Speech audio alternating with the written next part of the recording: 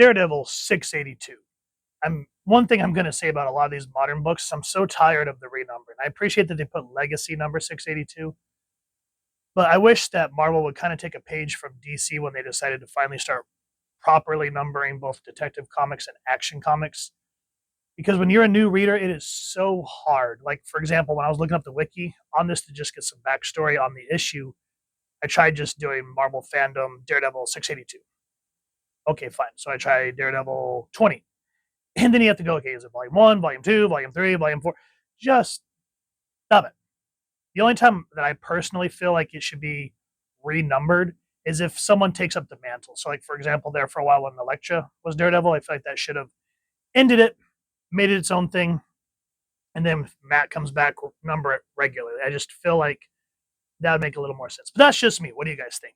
With that said, I got to say about this book, don't judge a book by its cover, because when I saw this cover for this release, I went, ugh. I mean, I know it's John Romita Jr., and for me, personally, I don't know how you guys feel about it, but I feel like since the 90s, he's regressed to this kind of blocky art style. Like, he's kind of had it for a while, but I feel like as he's gotten older, it's just become more predominant. I didn't mind it like on books like on Kick-Ass. It added, and that's kind of what you were introduced to. But when you start seeing characters like Superman, Daredevil, especially Daredevil, because I was watching an episode of Comic Book Man where he drew a mural for everyone at the shop, and he goes, "I would love to draw Daredevil because Daredevil for me is a treat." Well, man, I don't know if it's because he's pressed for time or what, but this is why I always say the interior artist should be the cover artist. And then if you want to have like 2, maybe 3 variants, fine. But anyway, we're going to get into this. This is a good book. I just had to kind of get that off my chest about this cover. So when I first saw this, I had no desire because both these characters look like they have that blocky, kick-ass head. So with that said, if you guys want to know what's been going on, feel free to pause this. And I appreciate that they did this because from when I dropped off on Chip Zdarsky's run to now, a lot has happened. This is called Rites of Reconciliation Part 1. Saladin Ahmed doing the writing.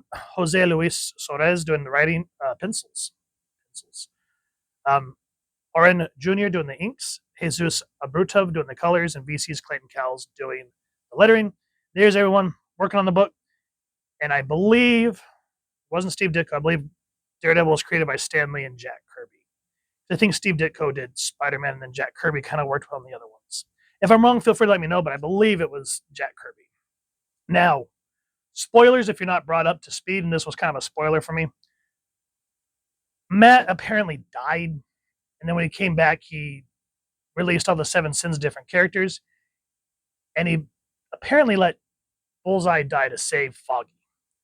And so he opened up on Bullseye running. He's like, please to God, don't let him catch me. And I just love this splash page here. That is some great artwork.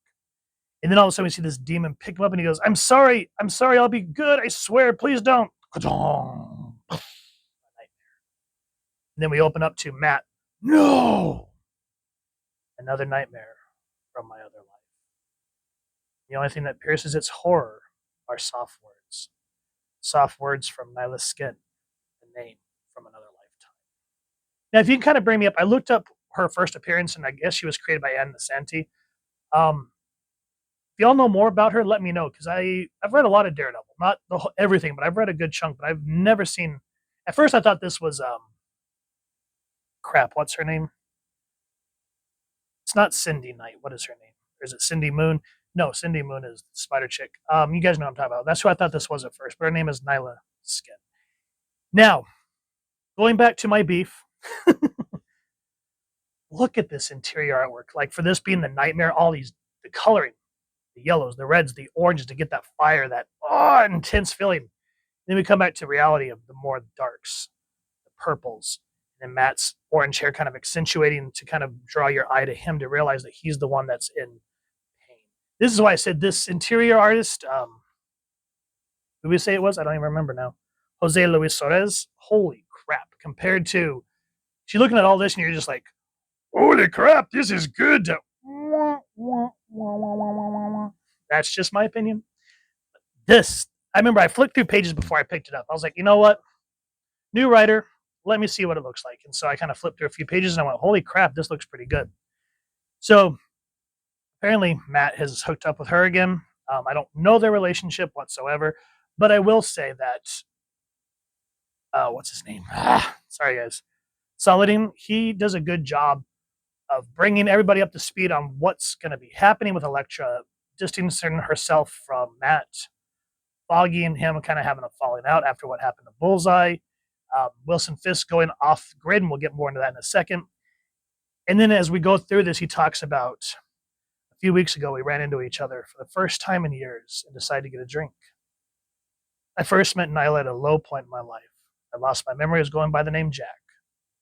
I awkwardly tried to explain why she'd known me under a different name. But neither of us were there for explanations. We were there. Chemistry.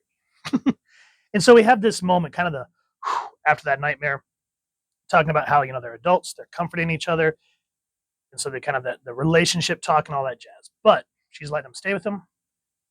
And as he goes out on his own, he talks about how Nyla's living in this brand new, I don't know how to pronounce this word. Propertunity Tower, I think is how you say. It's a clean, modern, truly affordable apartment complex near the train and in Manhattan, of all places. That makes it a miracle, which I agree with. I've finally been to New York, and holy crap.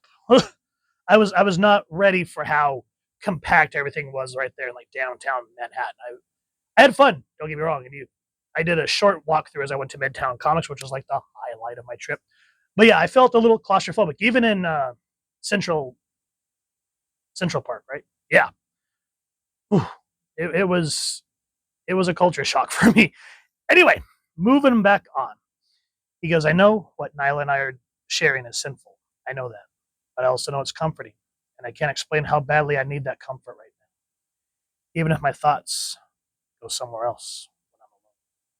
And that's just like full on Matt. I really appreciate that Saladin captures Matt's personality, even though he's having a, what's that word called? Falling out with his faith right now. Still, because it's been ingrained in him, he understands what he's doing. But even though he's saying, with everything going on, I need this comfort. I need this human connection, as we just kind of see him alone in all these shots, just that very empty. And as he's walking away, I love how he's get all the different iterations of Elektra, realizing where his thoughts are.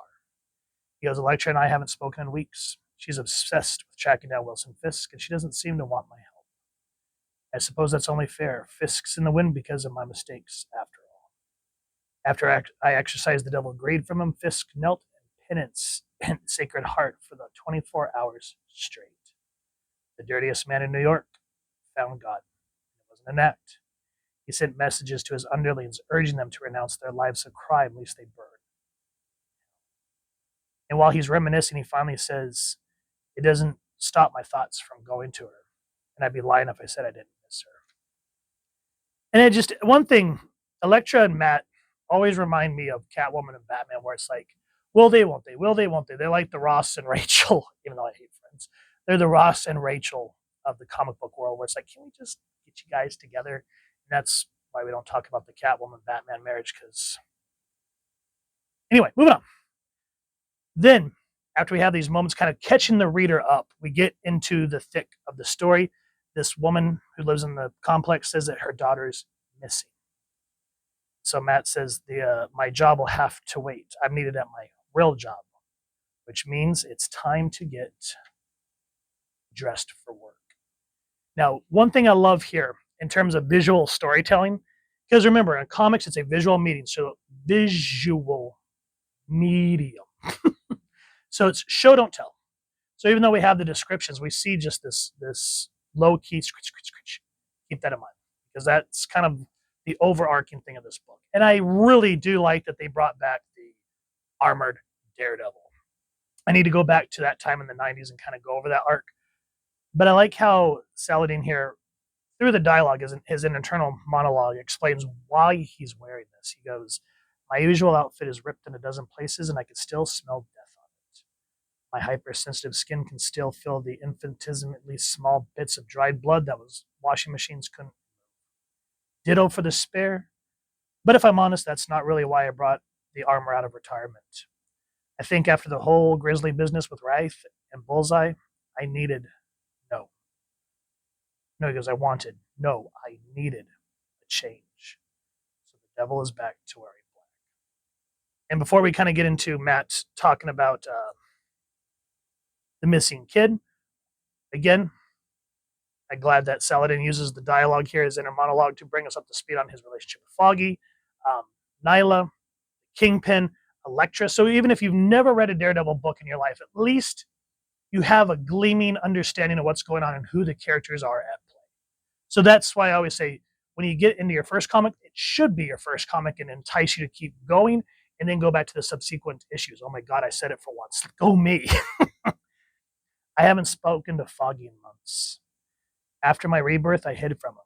And when I finally faced him, he was so angry he wouldn't speak to me. I let him believe I was dead after all. Then the devil pride possessed him to torture me. To save Foggy's life, I let Wraith kill Bullseye. It doesn't matter that Bullseye was a monster, I could still sense his death weighing on Foggy's shoulders. And I just love how the paneling here gets progressively closer to Matt's face. He says, I can hear the guilt in his heartbeat. It's more. That is great emotional weight to show. We don't even really see Foggy that well in this issue, but we understand the weight of what Matt's feeling and realize that his best friend's becoming more like him and less like the innocent part that Matt wishes that he could be in his life. And then we get into the story and we start seeing Matt scratching. He goes, I'm mad at myself. I'm worried for the kid. I'm itching from spending all day in this damn suit. And the nightmares have messed up my nights so badly that I feel like I'm falling asleep on my feet. But however much I'm suffering, Sayyida's mom is suffering more. So I do the only thing I can do. Pushing. That's Matt, just like Batman. And what I love is the action scenes here, where we actually see them fighting. I don't remember what issue of Ghost Rider it was that we went over, but there was a bar scene where we see, I think it's Johnny at this point. Anyway, it was just horribly composed. Like, there's all this dead space, and then we just see like this corner of him sitting at the bar. It was really freaking bad in terms of composition. It looked really flat and boring. Here, I'm glad that art is really kind of, not all books, but I'm starting to seeing a turnaround in terms of quality in comics, and I'm getting excited for that. Because look at this. Even though I personally would have liked to see a more Dutch angle, like about floor angle, still, everything's in detail. Color palette looks great, and we see Matt kicking ass the best way that Daredevil does. And we don't get a colored panel until this guy's talking about this apartment complex, the Opportunity, or whatever I said. He said people that live there have been disappearing. That building, there's something going wrong there, man. And then to emphasize visually, Matt says, then I guess someone needs to make it. And that's where I'm going to end this book, because all this scratching leads to what's the next issue is about. And I don't want to give away anymore. I want you guys to go to your local comic shop or wherever it is like to get your action figures and comics and pick up this issue. This was really entertaining. A lot of information done in a great way where it didn't feel like exposition was just dragging you along. I felt like the panels moved fluently. Like, there's times where, like, I'll read a comic and I look at the clock and I'm just like, sweet Jesus, is this thing over yet? I picked this up and the next thing I knew it was over. I was like, damn, that was short, but it's a relatively good paged comic, probably about 30, 35 pages. So yeah, awesome book. Highly recommend it. If you guys have enjoyed this review, really would appreciate if you take a moment to like, share, and subscribe. Helps the channel more than you could possibly know. And if you won't mind hitting that fancy little Hell's Kitchen bell, next subscribe. That was like typical content. You guys get notified. Come to the channel on the Love Talk. If you want to hear your thoughts and feedback down in the comments or the socials, which I'll make sure the links down in the description. So with all that said, hope you all continue to have an absolutely amazing day reading, and happy hunting, everyone.